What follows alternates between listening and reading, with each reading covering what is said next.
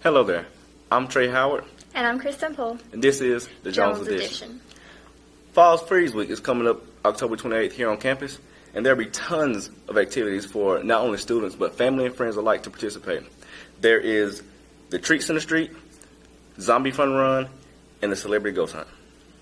SGA elections were held September the 17th.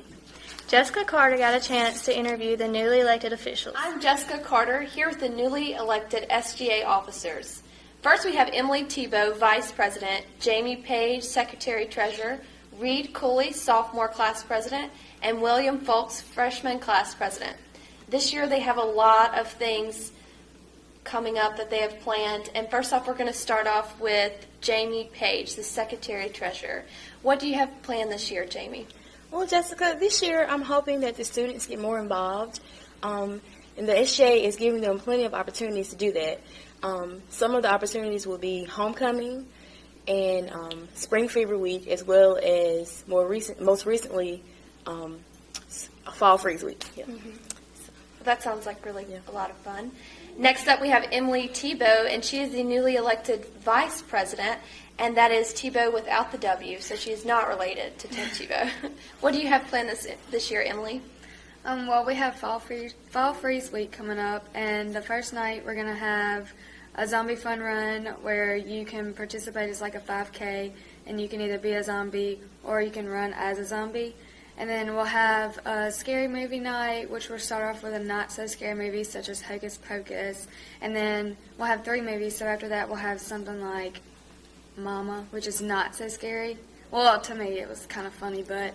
And then we'll have maybe The Conjuring as the last movie to really scare people. And then throughout the week we'll have a Halloween dance, so everybody attend. You have to dress up, and it's $5 to get in. And we will also have it's like a scary entrance that the SGA puts together, and it's really fun, kind of scary. That sounds like a lot of fun. I would love to attend that. But I will have to tell you, I watched The Conjuring, and it was probably the scariest movie I've ever seen. Well, that's what we're going for. Next up, we have Reed Cooley, who is just elected Sophomore Class President. Reed, what do you have planned for this year? Well, I believe that the important thing to remember is that our SGA is an organization composed of both current and future leaders. With this being said, we hope to instill some leadership in both our campus and in our community. Moreover, we hope to do this through working with various campus events coming up, mainly available to our students, such as our town hall meeting coming up on October the 8th. At this town hall meeting, students will have the opportunity to basically express some grievances or complaints about Jones. They really have an opportunity to make their voice heard here. In addition to that, we hope to have a few vice presidents attending this town hall meeting so the students can really know that their voice is being heard. In addition to that, we're also having a senior preview day coming up in a matter of days, in which seniors from high schools around our district will be coming. They'll be attending. They'll be learning leadership with our student council workshop and everything else. Basically, those are our events we have planned now, but throughout the rest of the year, we hope to get some more stuff coming down the road, some stuff coming our way, so to speak, and continue our path down the road of leadership. Wow, that's so amazing. They have definitely been doing some planning. Next up, we have William Folk, a Freshman Class President. William, you said you wanted to talk a little bit more about Fall Freeze, so what all do you have that planned for this year? Well, yes, it's the SGA. We take our job seriously so that the students can have fun, whether you're a commuter, living on campus, or non-traditional. We want Jones to be a great experience for you. And Fall Freeze Week is one of the first weeks we actually start our events for the year, and we really want you to get out there and experience Jones. And Fall Freeze Week is definitely the start of that, and the zombie run is the one I'm looking most forward to because I will be a zombie and I will be hunting you down, whether you're running or a zombie. But yes, we're really looking forward to that, and hope you'll get out there. And I know you have the dates, so people can get out there and enjoy Jones. Well, that's The Conjuring and zombies running after you, so why wouldn't you want to come, right? Homecoming is October 26th, so definitely come out then. And Fall Freeze, what we just talked about, is October 27th through the 31st. And I'm so excited. Congratulations to you guys on being elected as officers.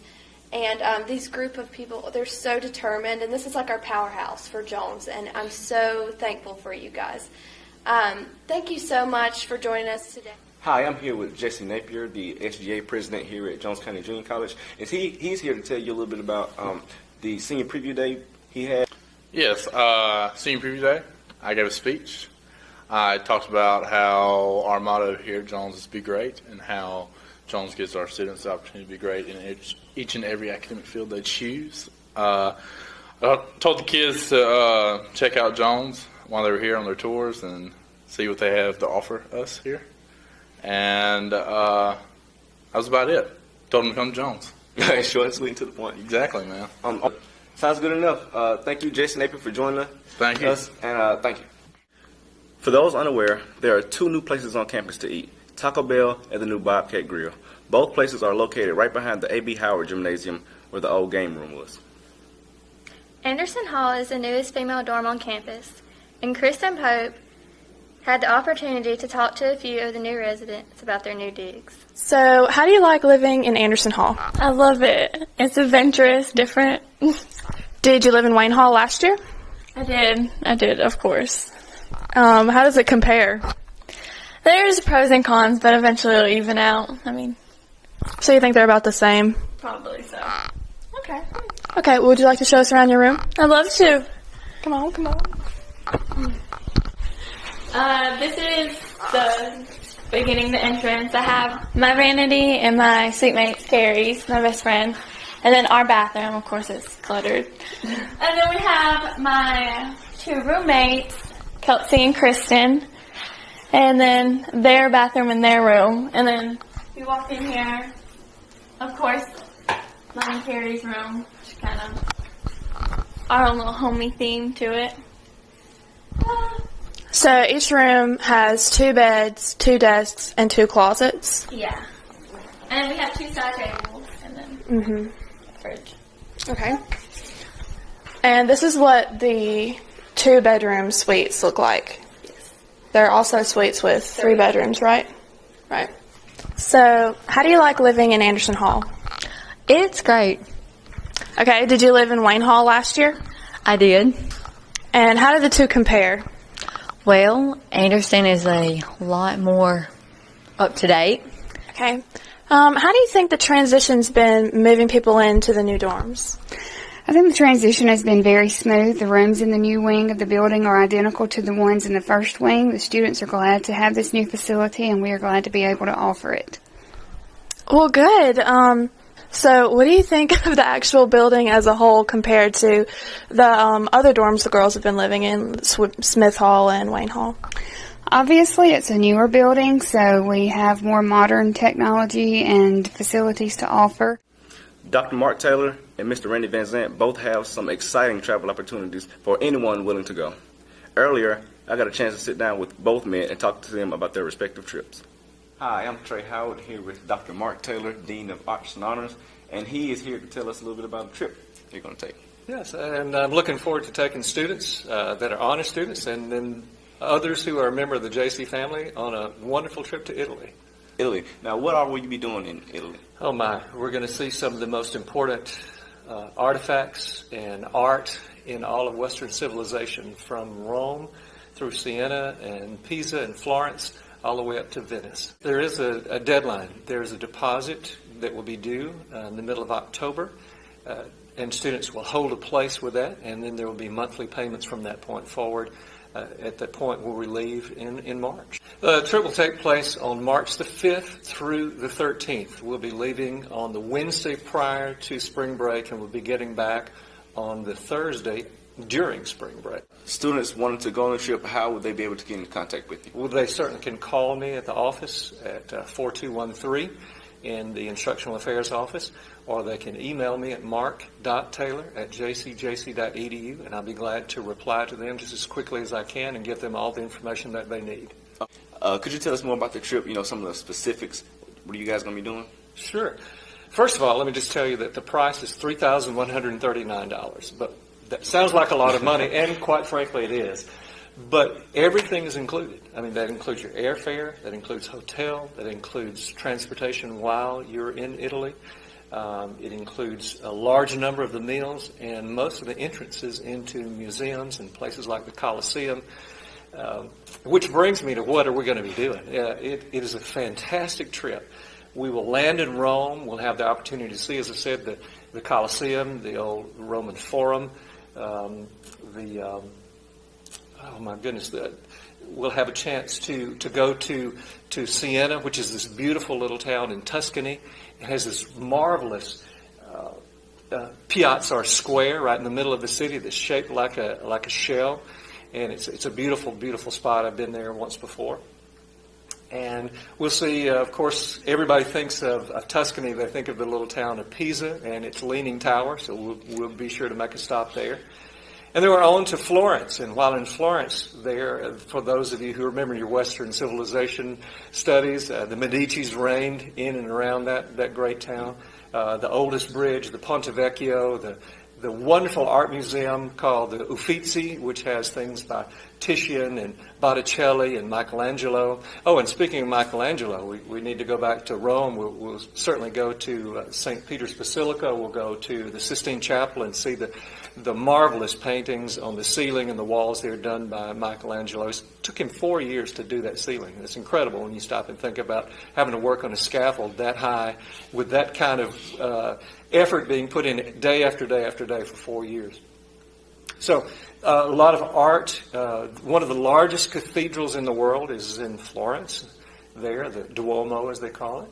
And then it's on to Venice, and it's streets that are actually canals, so that if you choose to take a trip on one of the gondolas, that's available to you as well. And it's an opportunity you should not miss. And gosh, by the time that we're done, you will have seen a great part of Italy and have some wonderful experiences to tell people when you get back home, and many memories to share for the rest of your life. Now, how long will y'all be staying exactly? We travel for 2 days, the first and last day, so it's 7 days total that we'll be traveling in Italy. March the 5th through the, what does that do? Thank you. We'll be traveling March the 5th through the 13th. Okay. Thank you, Dr. Taylor, for your time, and I hope you guys have a wonderful trip. It sounds amazing. Thank you. We're looking forward to it, and I appreciate your time to let me tell others about it. You're welcome. Hi, I'm Trey Howard, here with Mr. Randy Van Zant, an instructor here at JCJC, and he's here to tell you about a tour. All right. Nice to meet you. I have 2 tours coming up this year with a company called EF College Study Tours. This is the 3rd year that I'm taking students from JC. We have a spring break trip where we're going from Rome to Paris and look at some of the more iconic sites, the Eiffel Tower, the Colosseum, those things that you study about in history and read about in literature. And then the big trip is next May, as soon as graduation is over, a trip of Turkey and Rome. And we're going to start in Istanbul and down the the western side of the coast of Turkey, and look at places that, like Ephesus, where Paul did many of his writings. We're going to look at some of the things in Greece that you read about in literature. We'll go to Athens. We'll go to Delphi. We'll take a cruise through the Greek Isles and see some of the very picturesque towns that are located on mountain cliffs in that area. So it's a very unique experience for students. You said this is your 3rd tour. Yes. Where have you been before taking students? Last summer there were 4 faculty and 2 students, and we went to the Galapagos in Ecuador, and we spent time swimming with the seals and saw many of the giant tortoises that you hear about, so close that you could reach out and touch them. But then we spent 4 days up in the mountains with local people, and we went to school with some elementary school students and ate some of the local foods that you would not think that they would eat, and just spent time getting experiencing the culture of a country that most people don't think about. And then 2 years ago, I took students to China, and the focus of that trip was schools, and we visited elementary all the way up to colleges. Now, could you state again when exactly were these 2 tours coming up? What happened? The first one is spring break, so we leave March 8th and come back on March 15th. And then the Turkey-Greece departs on May 12th, I believe, and returns on May 28th. Now, how much will these tours cost? Well, it depends. For students, a little bit less than adults, and it depends when you sign up. The current approximate cost for the Rome and Paris is about $3,300. But the longer you wait, the price will go up. And for Turkey and Greece, it's about $3,800. And when's the deadline for these tours? Well, at least 45 days before we depart. But the longer you wait, you run the risk of paying more because jet fuel will go up and that type of thing. Okay, so any students that want to go, how do they get in contact with you? Well, they can see me in Jones Hall, room 155. I have posters up. They can go to the the website at www.efcollegestudytours.com, put my name in, and the tours will come up. It's open to anyone, college students, friends, family, anybody that wants to come. And another unique experience about this is we'll be teamed with students from other colleges and universities throughout the country, so they get to know their peers from different regions of the country, and that's always unique and nice to meet colleagues that we wouldn't normally have a chance to meet. Well, thank you for your time, Mr. Van Zant, and I hope you guys have a very exciting trip. All right, thank you very much. You are. Well, that'll wrap it up for this edition of the Jones Edition. Once again, I'm Trey Howard. And I'm Kristen Poole. Thanks for watching.